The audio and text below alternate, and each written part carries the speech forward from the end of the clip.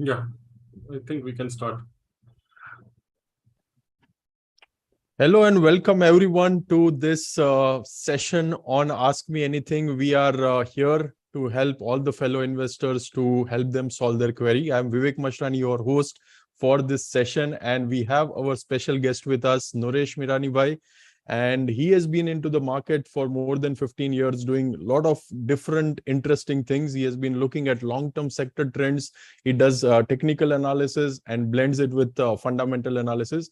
In fact, he is one of the pioneer of Techno-Funda based investing strategies, and he regularly features on various business channels. So welcome Nooresh bhai for being here on the Ask Me Anything session for helping our fellow investors. Thanks a lot for having me here. And Vivek, you are also into the same stuff. So it's great to interact with someone who's doing the same thing. Yes, it's always pleasure to connect and learn from you, Nooresh bhai. So basically, guys, we'll start with the questions we might have. So please, post your questions in the chat section or the comment section, and we'll take them one by one. Just to get warmed up, I'll just ask Nooresh bhai basic questions so that all of you also get idea around broadly what Nooresh bhai is doing.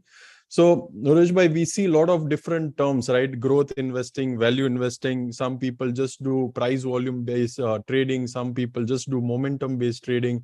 Now, the style which you are following and even I'm following, the Techno-Funda investing style, what is so unique about it? And what are the building blocks of the system which we are following here?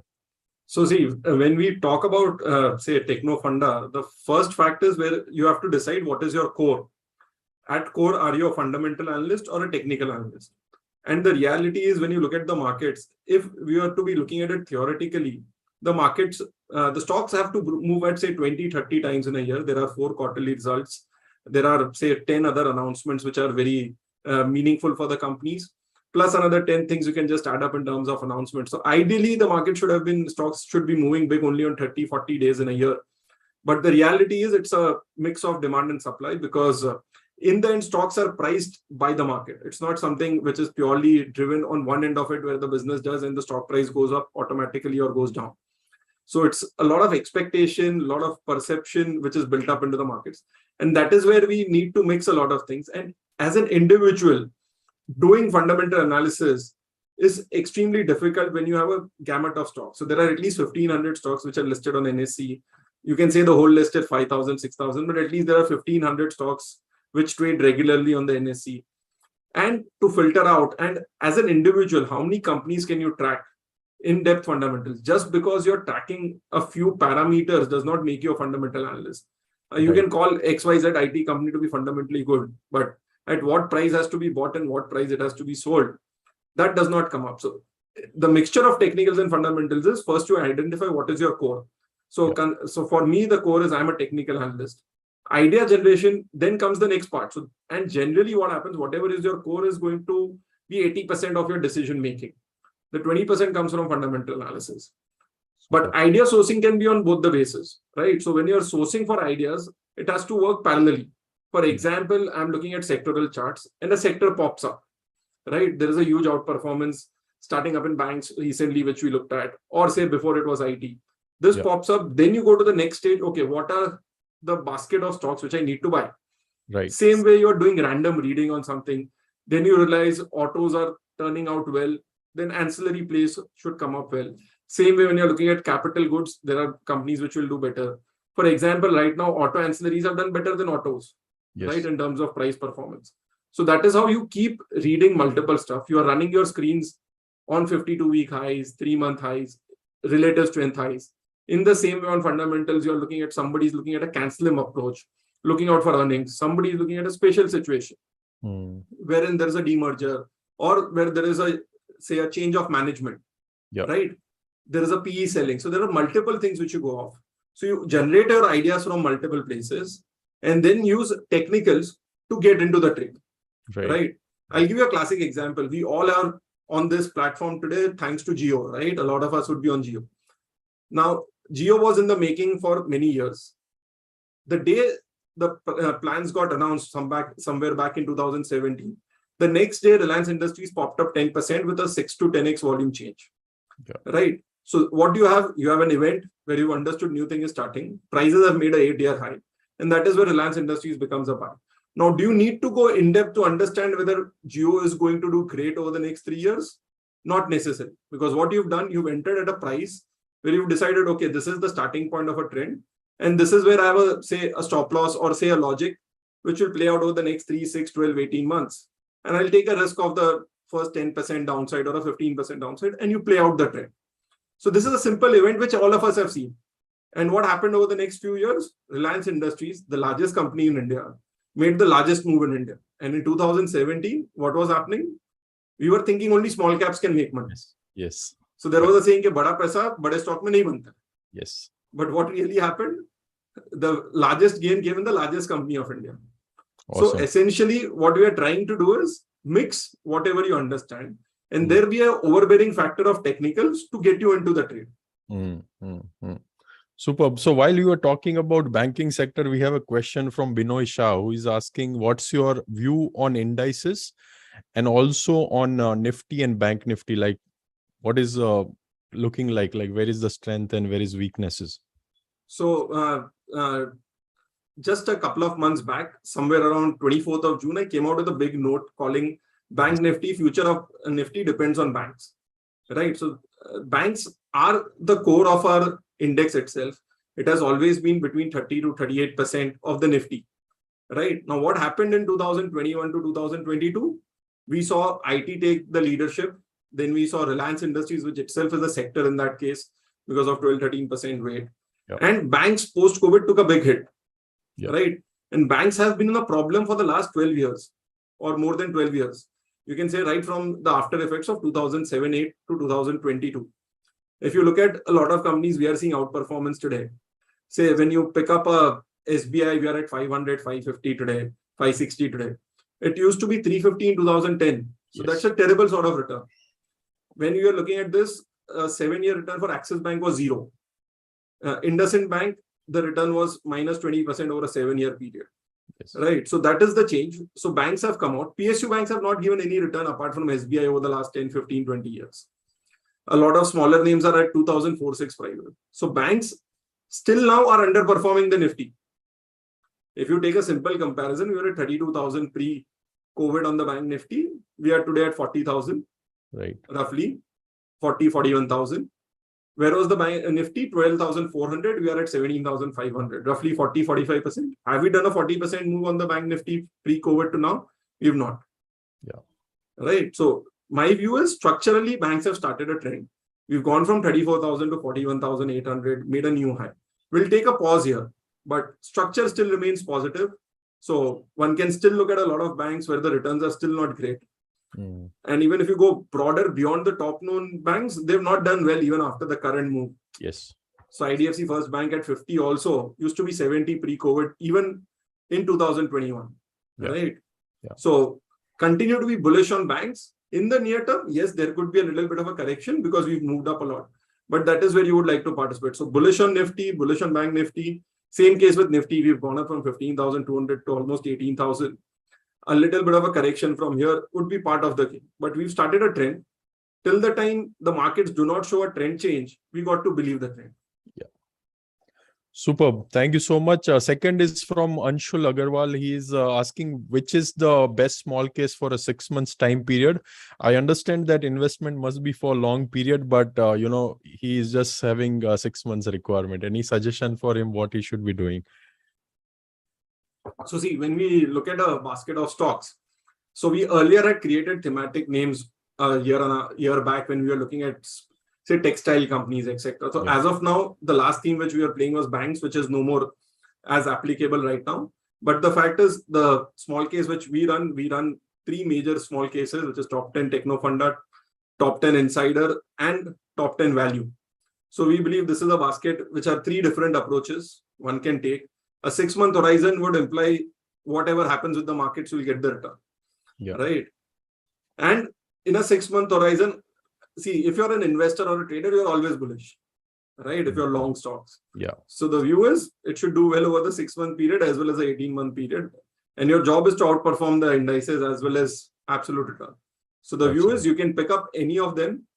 as of now, it's not a great time to go into thematic small cases. Awesome. Yeah. And by the way, all these three flagship small cases have performed amazingly well. Like top 10 Insider is like 41% up in last 1 year. And top 10 Techno-Funda is up 42%, and top 10 Value is up 22%. So most of them have beaten Indices and Nifty particularly. Superb. So let me come with the next question, which is from just for fun, I think, is just saying, hi, how are you? And what's your view on Kothari Sugar technically as well as fundamentally if you are tracking this company? So I don't track the company as such. It's too small a market cap. Yeah. But overall, on the sugar sector, the view is there are two changes which have happened. One, I would say the fundamental change where people have been talking about ethanol policy. Second is the technical change in terms of what has happened.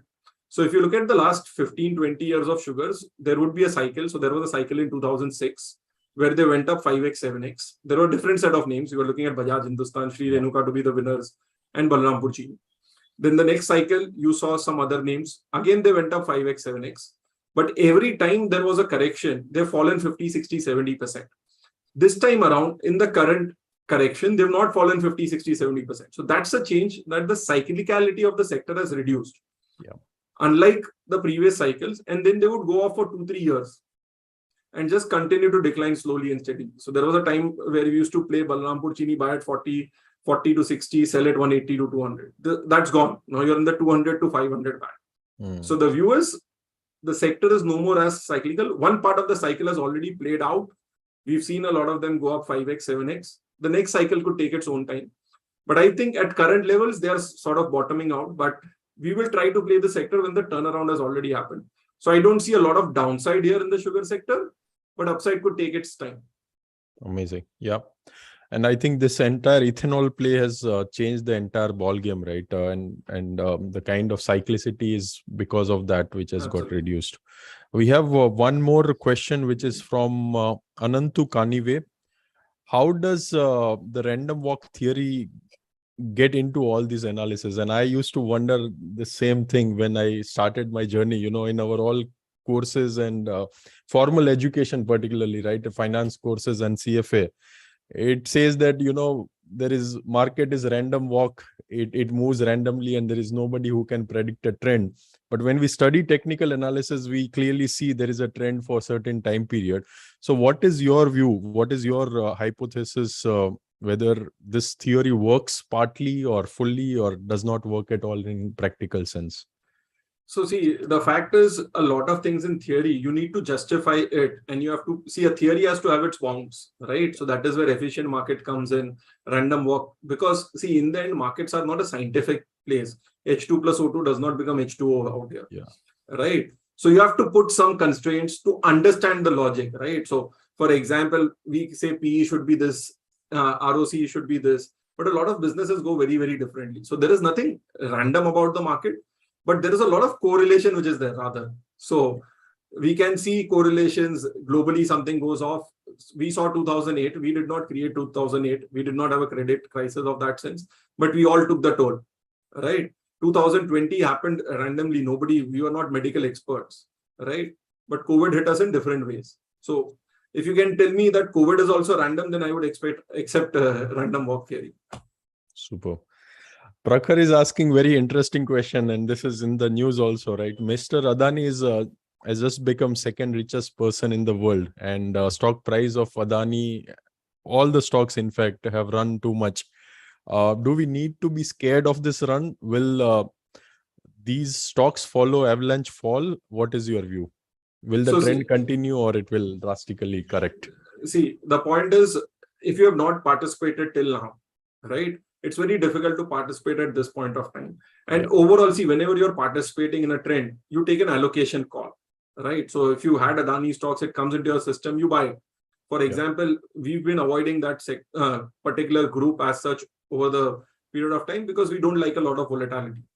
Even though they've done well, last year we had a 40-50% fall in the whole group as such, somewhere around June, July itself, right? And then again, they've made up new highs. And the point is now it's a very large group. So the total market cap is 18-20 lakh crores. India's total market cap is 280 lakh crores. That's like 8% of India today. right? Yeah. So from this point of time, the risk rewards are not in favor, Yeah. but we've seen trends can continue longer than which we expect.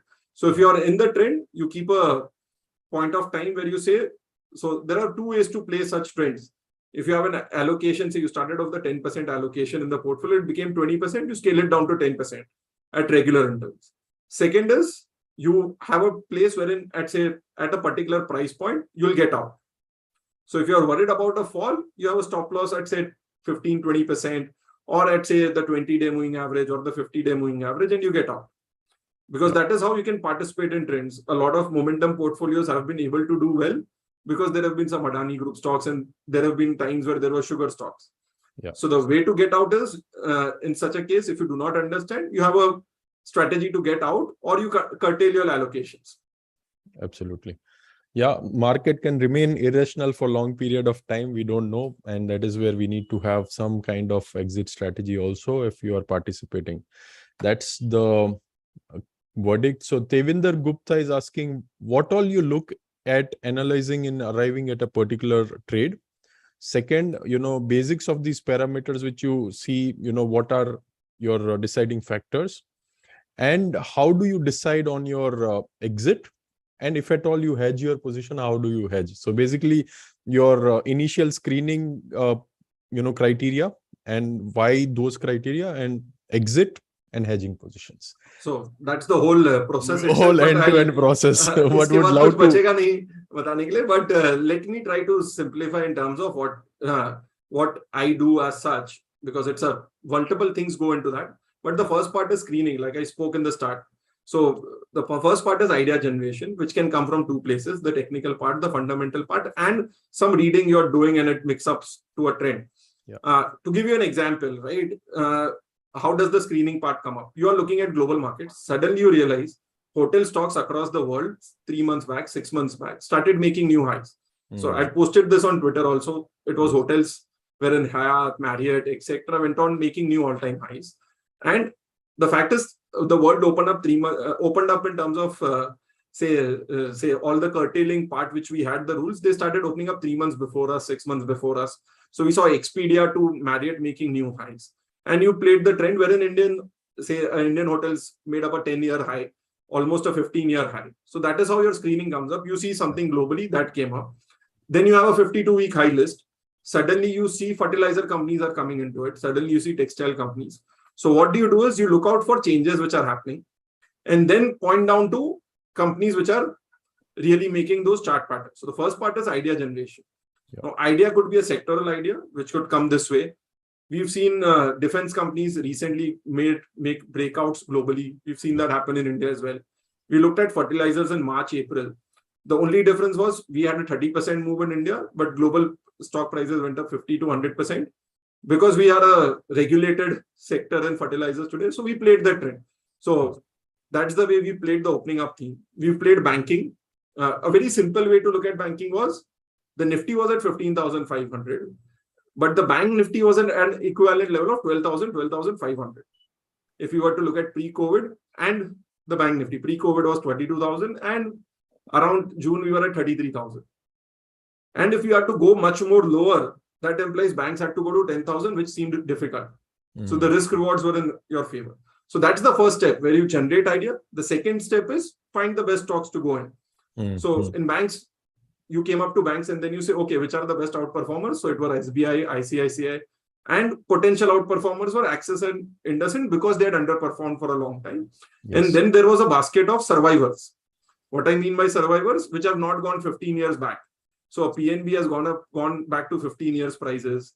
You've seen a lot of Dena banks which got merged, Bank of India, Central Bank of India, they're dead. Yeah. But there were survivors like City Union Bank, IDFC First, DCB. So that becomes your third basket. So that's how you create. First, you created a generation of an idea or a sectoral trend. Then you look out for the outperformers. Then you create a basket of stocks. And then you come to the exit part. Now, exit can be two ways. One is you get stopped out or you get a relatively better choice. Right? So these are the two ways. Now, this will be different at every point of time. Right? Most of the times we are looking out for relative choices many a times. So that is generally the exit way. And hedging, the hedging part is you cannot see, the fact is you cannot really hedge, right? Because your Nifty is not correlated with the gamut of stocks you're trading, right? Nifty only represents the top 20 stocks. 75% of the Nifty is the top 20 stocks, right? So how can you hedge your 20 stock portfolio with the other 20 stock portfolio? To give you a classic example, if you started hedging in 2017-18, taking a Nifty put or a Nifty short, you would have lost money on the portfolio as well as on the hedges, because the Nifty went up higher and your portfolio went lower. Yeah. So the best hedges in terms of asset allocation, where you say this is the point of time I increase equity and this is the point of time I increase cash. Yeah. So that is what I generally use, wherein we use some basic indicators, like we compare BSE small cap by the Nifty, because that's a very interesting tool which we use. BSE small cap index is what I call the Kachra index of India, or the last benchers index, because it's a most unique index, because what it does is it shows the bottom 15% of the market cap. All indices across the world are what? Dow 30, Sensex 30, Nifty 50, S&P 500, Nifty 500. So you have to be the best to come into that index. Yeah. Here you have to be the worst, and it can be any number. So as of today, it maybe has 800, 900 stocks. So whenever that index starts outperforming Nifty by a margin of 3, or we have a simple ratio, divide BSE small cap by the Nifty. As it gets closer to 2, you're in a euphoric stage. At closer to 1, you're at a good stage of investing, 1 to 1.2. So this is the band you want to play. So this is one thing which I've discussed a lot. Yes. Wherever BSE small cap outperforms, something is wrong, right? Because NSE, you have 1500 stocks. You have 800, 900 stocks here. Many of them are not even part of NSE. When they start outperforming by a big margin, that's the time you are like, boss, something goes off. Okay, now is the time to be careful. So as of now, the ratio is at 1.5, 1.7. So it's still not on the euphoric stage, to make it clear. But that is the way we look at exits, or in terms of increasing equity allocation. Superb. I remember you wrote you time to time, I think you write a blog on this particular phenomenon, and on Twitter also you wrote a detailed thread on this. So amazing stuff. And if you all listeners found this amazing, just type amazing in the comment section. And by the way, if you're not following Nooresh Bhai on Twitter, please go and check it out. His handle is Nooresh Tech. If you're not following Smallcase, just go and check it out, Smallcase HQ. And if you're not following me, you can go and check it out, Mashrani Vivek, yeah, so that we can stay connected for longer. Now, next question is from Sudeep Chandratre, who is asking, what is your take on momentum investing? And again, a lot of people ask me, Vivek, how Techno-Funda is different from momentum? Is it like really just momentum, or there is some other elements? So I think you can cover both these aspects, like what element of the entire process is momentum, and what is different than pure play momentum investing? What do you do? So see, both in the sense Techno-Funda or momentum investing are both looking towards momentum, right? Out here, it is purely price momentum. Out here, you are trying to add an element of, risk management as well as earnings momentum or valuations, right? Okay, if the valuations are cheap and the prices have started moving up, you are adding up that. The main criteria which I look out for is, why do we look at Techno-Funda is, so one of the things is a lot of bad companies can come into your momentum investing part. And that's why you do not have a 10% allocation or a 20% allocation to a single stock, right? So for example, I run a top 10 portfolio.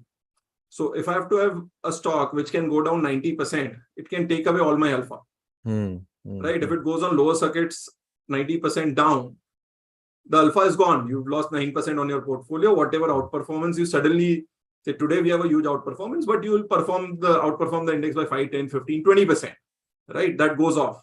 So one of the filters is to avoid companies which do not fit. And say, one of the things which I can be proud of is, because I have a special interest in terms of frauds or misgovernance. So a tagline which I've come up with is Chor Bane More, which is where I look at companies where governance is changing. But that implies I'm looking at companies which are already bad companies or chore companies, right? So the essential process in Techno-Funda driven is to avoid such companies which fall down 80, 90% and never come back. See, stocks can fall 30, 40, 50%. They can come back. But such companies which fall 80, 90%, they don't come back. So that is what you're trying to pull out of it. So you don't want a Vakranji coming into your portfolio, or a Infibeam which falls 50, 70, 80%. Many such companies which go off, because that will come in your momentum portfolio part. So that's the essential difference you're trying to do. And when you're doing momentum investing, you cannot be concentrated, right? Because there could be a stock which goes down on lower circuits and you cannot exit. So that's the only difference. But in the end, see, even if you're investing, you're wanting momentum, right? Yeah. Your stock Even should when catch you're momentum. investing, you want ultimately it to move, right? The trigger should come and make it momentum. Yeah. Right. Yeah. So essentially, we all want momentum in our portfolio. Correct. Absolutely. So we have on sectoral themes, we have question from Dinesh Dorai, who is asking, what is your view on fertilizer as a market or as a sector? And on similar lines, we have question from Shaktivel, who is asking, is it right time to add IT stocks, and what is your view on IT sector? So both fertilizer and IT, if you can elaborate, please. So fertilizers, the problem is it's a sector which has multiple problems in India because it's a regulated sector. So out here, it is not an open pricing sector. So we got a nice bump up across the board in fertilizer names. We did not get a similar one in India. So we played the trade. We are out of the trade. And the stock prices are back to the same place, so 10-15% higher from where we played. A Mangalore chemical is still higher. But net, they've not given a 50%, 70% jump up. The sector is interesting. It is going through a change. Once there are, say, regulatory changes, it could be like sugar going forward. But as of now, it's not there. So the day either that comes up or again, price momentum comes up, we'll start looking at it. So as of now, we don't own any fertilizers names per se. But some of them do have good stock trends. So whether it's a Coromandel or a Mangalore chemical, they've held on really well in the current move. So that's the view on IT stocks for the last 6-8 months or almost 8 to 10 months. I've been very, very negative on them ever since they topped out.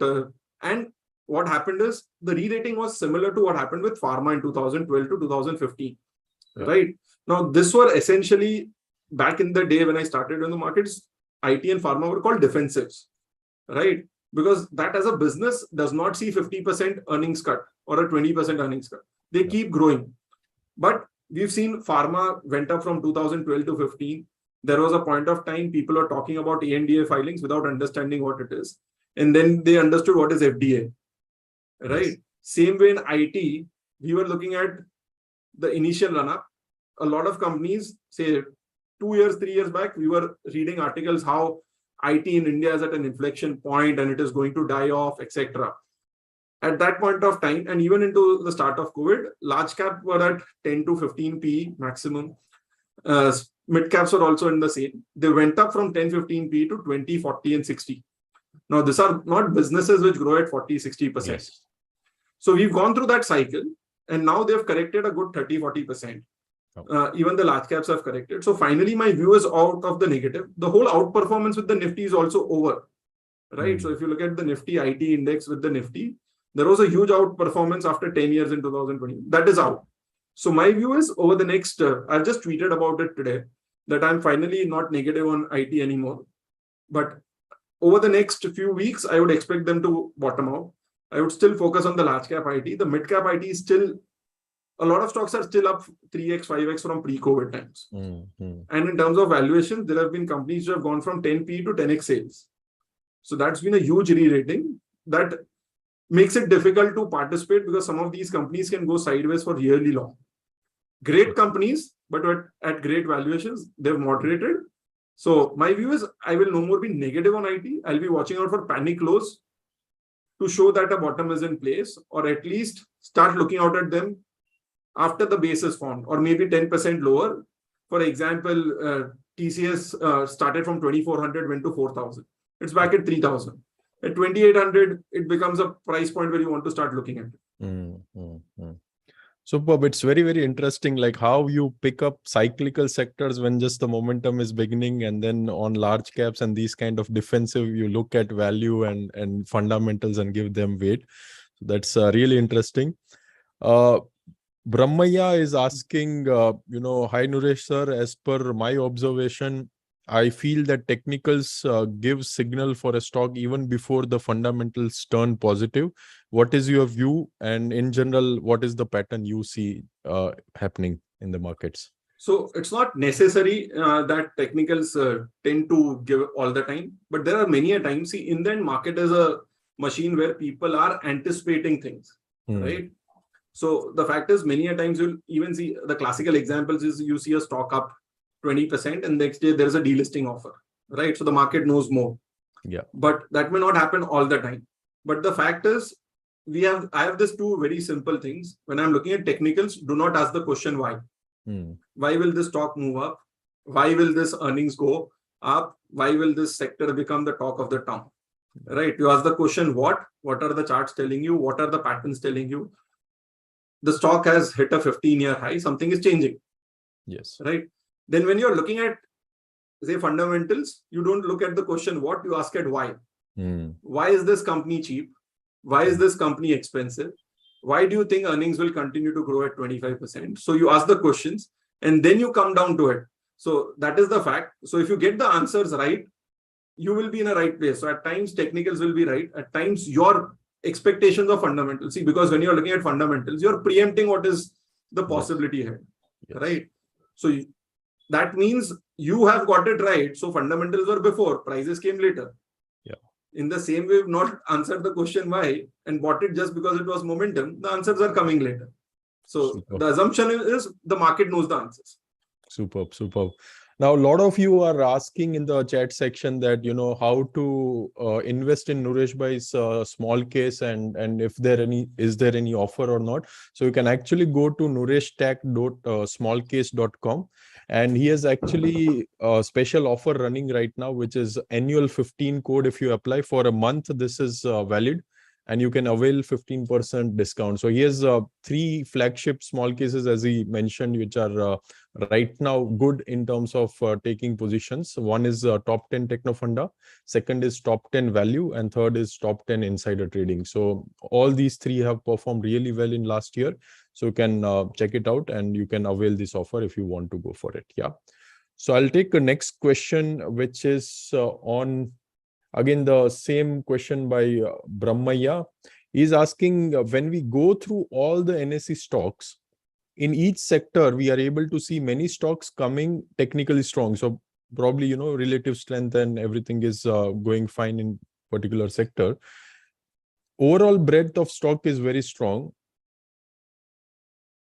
Market is long now. I'm not able to specifically understand his question, but probably he's trying to say that in multiple sectors, he's seeing some of the stocks which are looking technically strong, and overall breadth of the market is also strong. So do we need to go long on the market? Probably that's what he's asking. So maybe what he wants to say is that the Nifty has not done well over the last 6-10 months. Yes. But a lot of stocks have done well. So for example, when I look at my own small case, top 10 Techno-Funda, we've hit a new high in September, we've hit a new high in April, we've hit a new high now. Yes. Right? So the stock basket portfolio is making higher tops and higher bottoms. Yeah. The market is making lower tops and lower bottoms. We've just come to the previous top. So like I've been saying for the last almost 8 to 10 months, the market is very similar to 2015-16, where we saw a very similar condition. 2014, we went up to a new all-time high at 6,000 Nifty, 6,400, we went to 9,000. Then over the next 1.5 year, we went to 7,000 Nifty. But in that period, there were a lot of sectoral stocks which did really well, right? There were chemicals, there were textiles, there were metal, there was sugar, paper, one by one. And the index was down 20%, the sector was up 100%. The sectoral index was up 100%. And you can see the same thing right now. You have currently some of the banks at an all-time high. You have autos at an all-time high. You have some auto ancillaries at an all-time high. You have hotels at an all-time high. Yeah.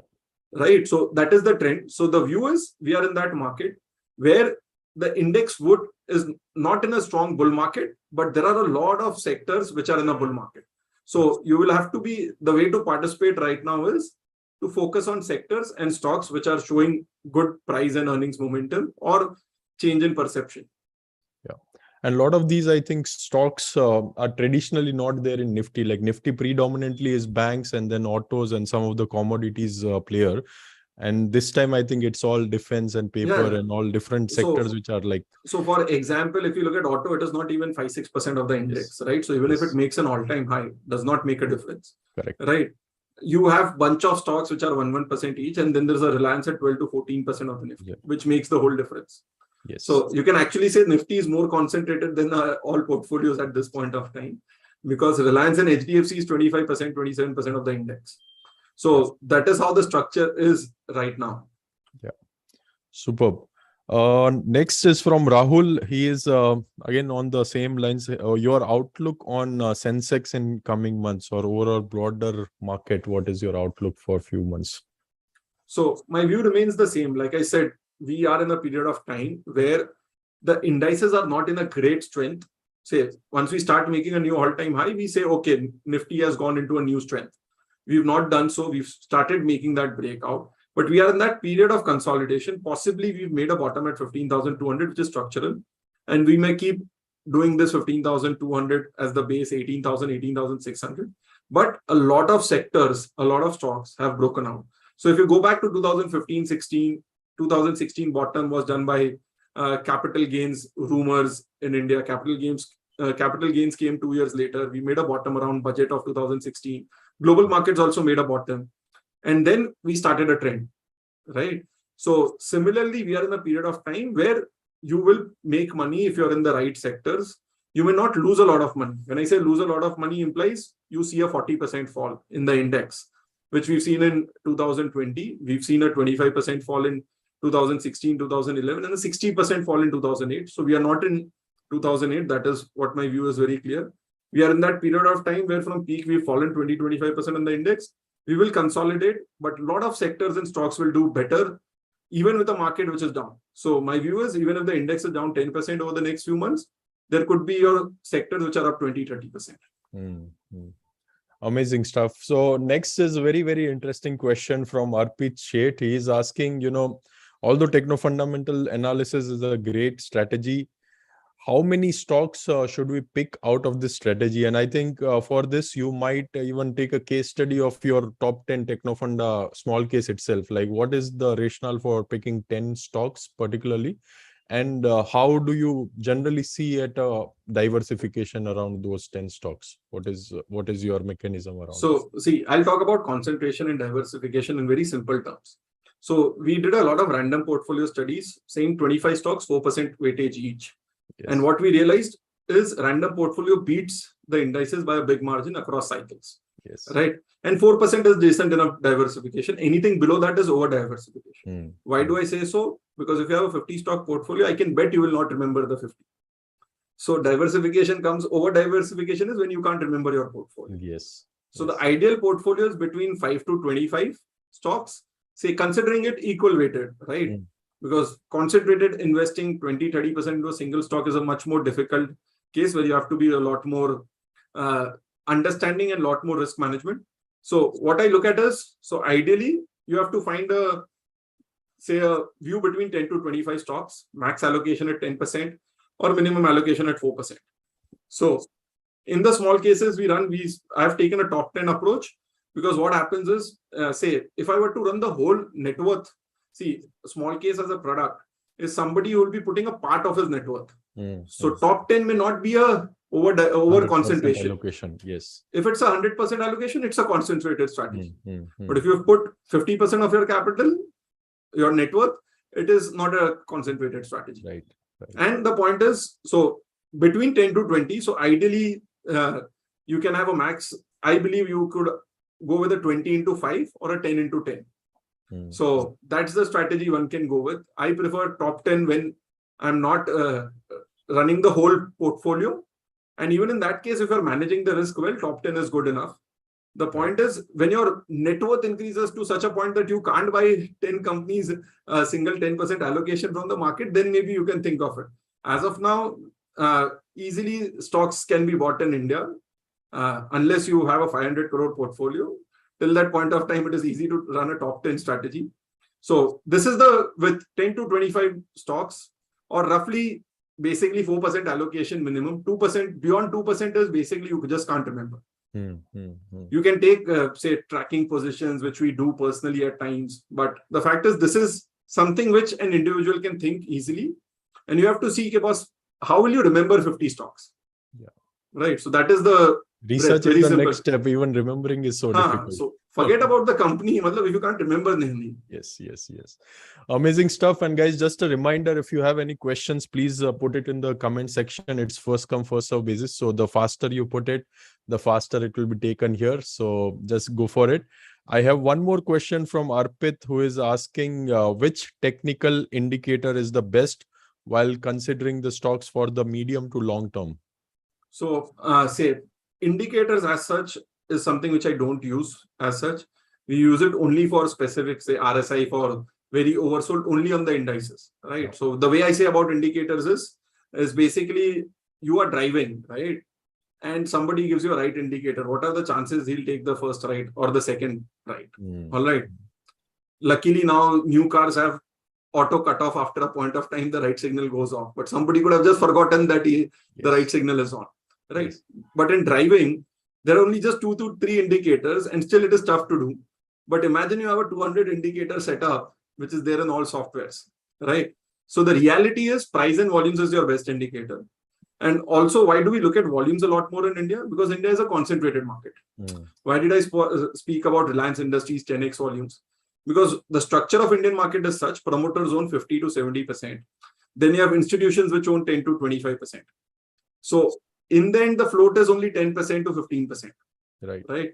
So volumes shows you the demand. So the price breakout with volumes gives you the real crux. And that is more than enough. But if you tell me in global markets, the volumes don't matter because 80% is owned by the public and 10-20% is owned by the promoters. So there is enough volume for everyone. But out here, so when I say technical, when we are looking at momentum, right? So I say this very simple thing. In the short term, my profit is equal to somebody's impact cost. What I mean to say, a huge investor, an institution is taking a bet at 100 rupees, jumping up the price till 140 to accumulate 1 to 2% of equity. Me getting in at 100 along with him with a very small part of the volumes which is being done up till 140, that is somebody's impact cost and that is my profit. And then the whole trend plays out. So prices and volumes are the best, and that is your best indicator. Looking at major simple trends are the best ones. Indicators as such are just something which you want something to tell you yes or no. The point is when you look at price and volumes, you have to do your own analysis. So, and all momentum investing is generally price. You don't take any other indicators. So my view is indicators is something which are used better off in indices, not in stocks. Amazing. Yeah, and everything is a derivative of price and volume ultimately, right, in terms of indicators. So it's always generally lagging in terms of the action. So that's always better. Now, personally, I wanted to ask you on the, learnings or, some of the mistakes which taught you to become a better investor.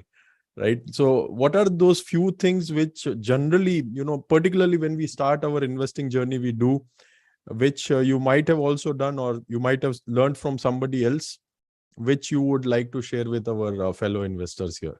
So I'll talk about 2 things. One is I'll talk about my experience in 2007-8. So the companies where I made multi-baggers in 2007 cycle, some of them are delisted today. Right. Same with me, a lot of them. Right. So I remember making a 10x on a GTL infra, which is dead today.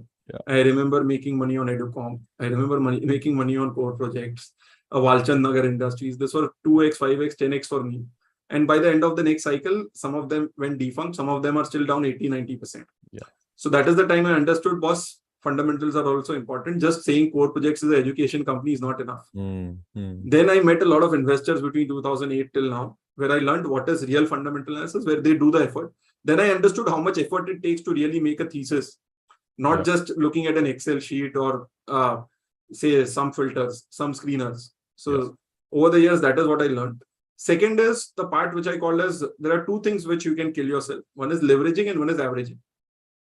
So a lot of us kill ourselves by over leveraging, and the other side is by over averaging, right? So some of the biggest mistakes which Indian retail has done is bought into a Kingfisher Airlines, where it has continued to fall, continued to die down, where we've seen a Yes Bank continue to die down. The equity has got bloated. The stock will not come back to 400 rupees ever, because if it comes to 400, it will be the largest company in India as such, right? So averaging on the way down, So I say retail investors lose money via leveraging or via averaging. Yes. So that is the crux which you have to remember. So do not over leverage. So no capital. So my mentor, my mama says, no capital equal to no capital markets, right? So don't leverage so much that you lose all your capital, Yes. and do not average so much so that you never come back. Superb. Great insights. Yeah, and I've learned so much from Fidaiji also. So next question is again Shaktivel asking, we are outperforming compared to Dow Jones and a lot of other global indices. If Dow corrects more from here, will it affect Nifty also going forward? So the way to look at it is we've seen, say until now, we've never asked ourselves, okay, why are we underperforming the Dow? Right? So if you look at the Dow Jones and the S&P 500 and the Nasdaq 100 returns, for the last 12 years, we've underperformed. All right. So you can look at the highs of say 14,000, which was there on Dow Jones in 2007. It is still at 30,000 today, right? So we are just in line from 6,400 to 17,500. Even that is tripled up when it was at near to 40,000. We've underperformed the S&P. And then if you look at dollar returns, we've underperformed for a long period of time. We are still underperforming, right? The dollar returns are bad. So we've never asked that in the first time. So we say we are growing much faster than US. We are the fastest growing country. Then why are we underperforming for so many years? Correct. Right? So that is the first part. So when we go to the near-term part where we are outperforming the Dow, we've never asked that we have underperformed the Dow for so long, and the S&P 500 and the Nasdaq. But there have been cycles where India has outperformed the US markets. So very recently I posted a chart where I've compared Dow Jones with the Nifty. What you've done is just take a Dow Jones by the Nifty ratio, right? The last time it started breaking out, this ratio was in 2005. And between 2005 to 7, we outperformed by a big margin. To give you an example, US markets topped out at 11,700 odd in 2000. And they were at 14,000, 14,500 in 2007 top. Indian Nifty topped out at 1,800 in 2000, and we were at 6,300 in 2007. So that's a huge outperformance which came in that cycle. Since 2014, this is the first time we've broken out on the Dow Jones to the Nifty chart, wherein we've started outperform. Now, this tells you that we will outperform. There are two ways we can outperform. One, we fall lesser than the Dow, and second is we move faster than the Dow. So the view is, my view is, given the chart structure, we'll outperform the Dow. So going forward, even in the corrections, we may not fall as much as the US indices. And whenever they reverse, we'll do much more better. There are correlations, but if you look at it, this is how the correlations play out. We will not go exactly opposite, right? We've been opposite for some time. But if you say 30,000, Dow will become 20,000, and we will go from 17,000 to 30,000, I don't think so that is going to happen. Dow down 30%, we are up 50%, that is not going to happen. We'll outperform. So there will be a case wherein we will outperform, but we are not going to be what you call opposites. Yes. We are not going to be an opposite correlation. Yes. We are not going to be like VIX goes up and the Nifty goes down type. Right. So that is not going to be the correlation. So my view is Indian markets on a dollar basis have underperformed for the last 15 years on the dollar return basis, because 40 was the USD INR back in 2007. Today it is 80. So you can cut down our returns by 50%, right? Minimum. So the view is we'll outperform over the next few years, but we'll not be opposite. Yeah. Superb.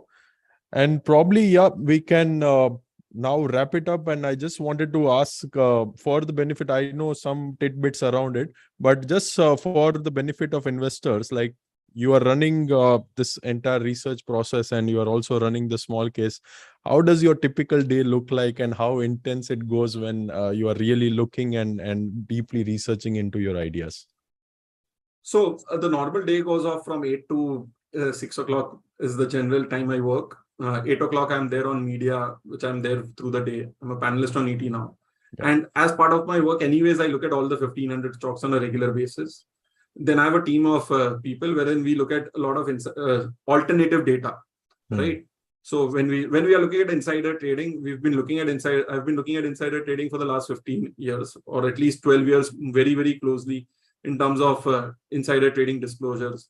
That is how we understood the chor bane more thing, wherein a promoter ends up buying 5% of equity, then the governance changes, then expansions happen, etc. So what we've understood is, okay, we keep doing some things consistently. So the fact is, it's not about doing all the things, but it's about doing some things consistently. So I look at my 1500 charts regularly. We look at our insider trading data consistently. So that's why. So what we've seen is the insider trading portfolio at one point of time when we were in June, we were like, boss, pura paisa idhar hi dal dena chahiye tha humne bhi. Because it was outperforming the markets. When the index was down, it was outperforming by a big margin, right? So what we do in that is take insider trading companies. The universe is decided by companies which have those insider trading disclosures. So you cannot buy any companies outside of it. Right. And those have to break out.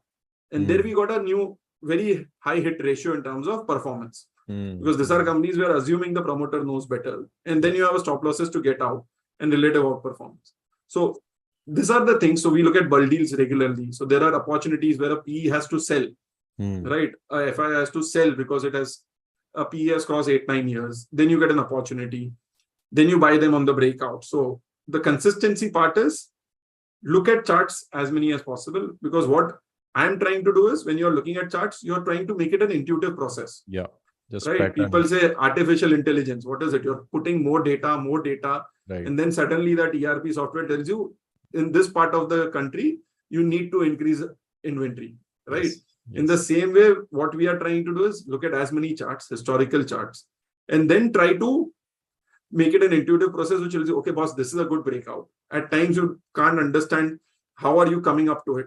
But because you're doing things consistently day in, day out.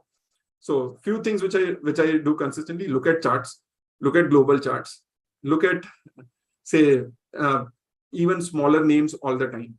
Look at insider trading data, look at bull deals data, speak to a lot of good investors because they do all the hard work. So one of my, say, secret strategy is what? Say Vivek Bhai likes a stock, he must have done his work and he's not looking out for a 20% pop. So what do? I know when this stock breaks out, it could be a trend change, right? So one of the strategies is what? To source ideas from everyone, buy them on breakouts. And that has worked brilliantly well for me.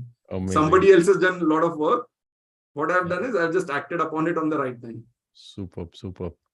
Amazing stuff, Nooresh bhai. Each time we discuss, it's just amazing to get your insights and learnings, and the kind of work you are doing on the insider side. It's just amazing, and that is also reflecting in the performance of the small case, which is 41% up this year. So guys, if you want to check it out, just check it out. The link which you might have in the comment section or the description. And also, if you are interested to subscribe, you can apply the code as we mentioned in between. And thank you so much for being till the end. Thank you so much, Nooresh bhai, for answering all the questions from our fellow investors. And I'm sure all the listeners would have loved the I'll just entire content. Try to end it with one thing which I always say. Yes. Say we've seen markets. So I've been in the markets from 2004 to 2022 today. We've seen cycles come and go. Luckily, we are in a place where there is growth. So be long-term bullish. There will be opportunities where you'll see all the bad noise. So we've seen COVID. We've seen a lot of out of syllabus in the last 3 years. We've seen COVID. We've seen a Russia-Ukraine crisis. We are seeing the Fed issues. Same way we've seen 2008. We've seen 2013 taper tantrum, etc. We've also seen the 2000 fall. We've seen 1992 in the Indian markets. So there will be opportunities. So you have to be long-term bullish to actually make money in equities. So, and you have to be careful enough that you do not get bogged down by all the negativity in the worst times. So today you'll be listening to all positive noises, a little down, and you'll start listening to all the bad noises. Yes. So be long-term bullish. That is how money is made in equities. Yes. Avoid noise and long India. That's the message from Nooresh bhai. Thank you so much, Nooresh bhai, again for taking out time. And thank you all listeners for being till the end and asking so many interesting questions. Thanks a lot and best wishes.